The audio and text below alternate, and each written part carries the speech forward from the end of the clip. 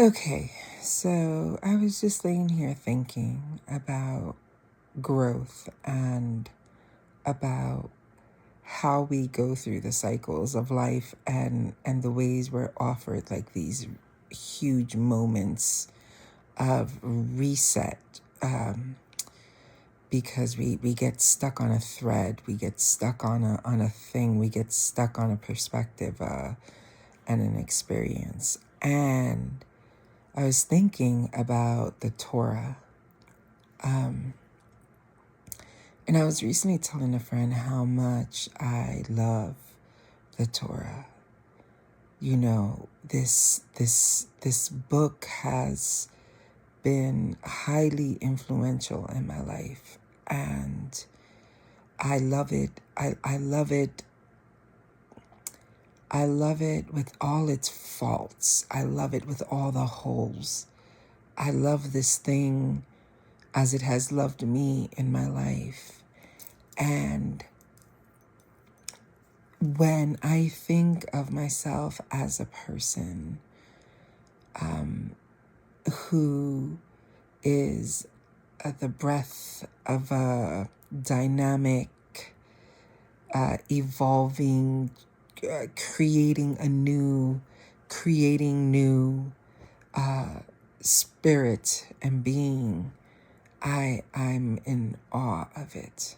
In awe, right? Like to take it in all the ways, all its imperfections, and yet all the ways you meet yourself, and yet the ways that some of the stories are universal, and some of the stories, it is the principle, the seed, the yud inside of it, the place of conception that we are able to kind of suss out for our delight and or disaster, right? And in thinking about that, like experience, that very human experience of complexity and what I have come to deem an extremely boring lack of capacity, because we keep on doing the same things over. And it's just wild to me in that we've accepted this very scaled, layered reality that it's just wild, man. It's just fucking wild.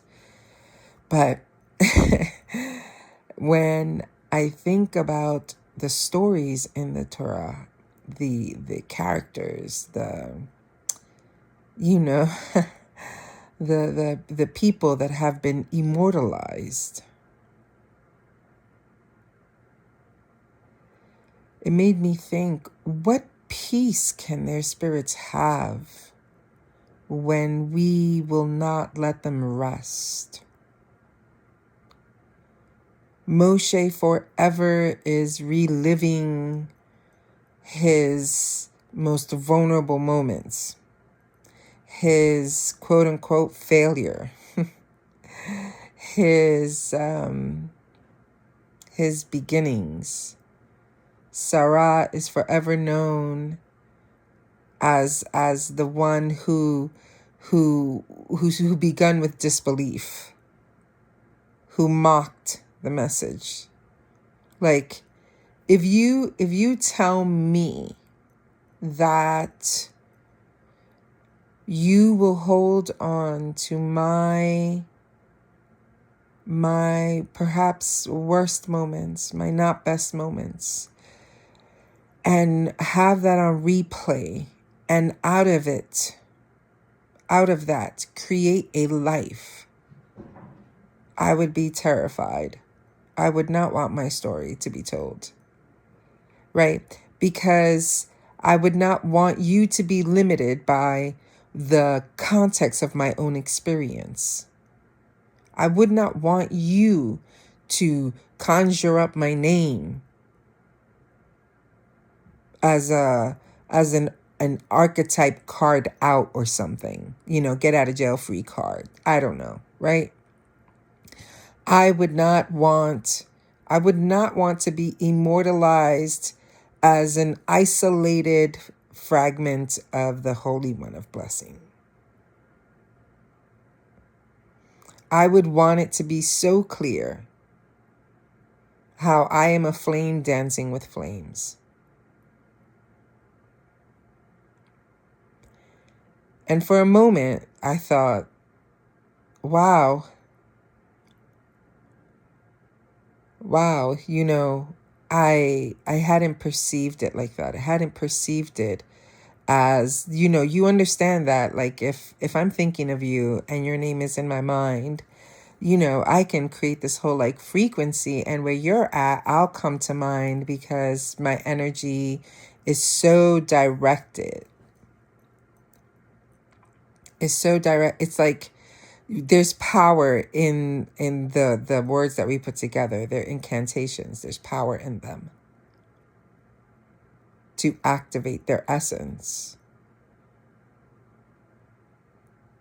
We immortalized humans. Do they get to rest? And what does it mean to grow our stories? What does it mean to grow out of the context, out of the old skins?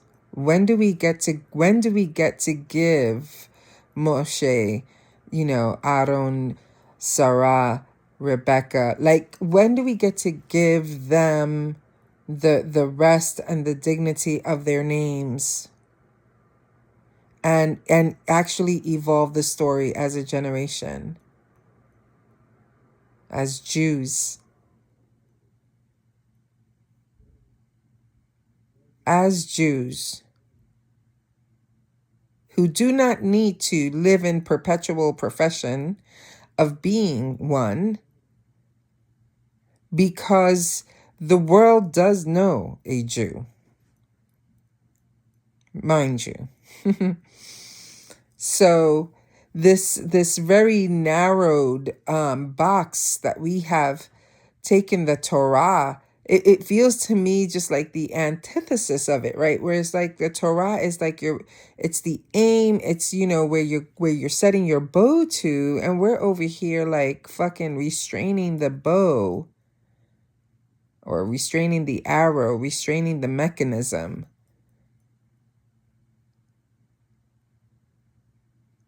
Because we don't know how to keep our memory. And then we find it a pain to remember. Right? So my thing is that I get to have a relationship with this in a way that allows me to see it as the stories of a nomadic peoples, to see it as the spiritual world I like to live in and play in, and that I have stardust inside of me about. I like to see it as this influential text with many characters inside of it. Who knows what's really true? Who knows what's really true, except that things often give evidence of their own accord. Bet. All right. Okay. I want my ancestors to rest. May their memories be for a blessing. May all our memories be for a blessing. May all our memories be for a blessing. What are we doing here? How are we walking with things? Are we trying to make to make the mud to stick between the bricks when we don't need to stick things between the bricks anymore? When do we grow out of the story of our suffering? When do we get to let that go, to let that be, to let that rest? When? And if your response to me is when the world stops filling the blank, my response to you is going to be, was your name said at the mountaintop or not? Because if it is, then the job, the assignment is to grow on. To no longer build according to the old stories, to no longer venture in the worlds of harm, to no longer settle for what has been the baseline, but to transform the world from within and without.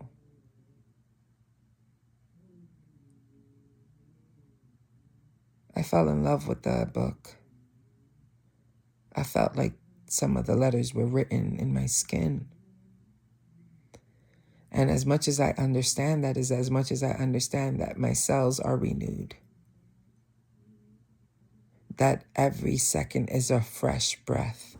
The mechanisms are mechanizing. Yeah, just wanted to share those thoughts.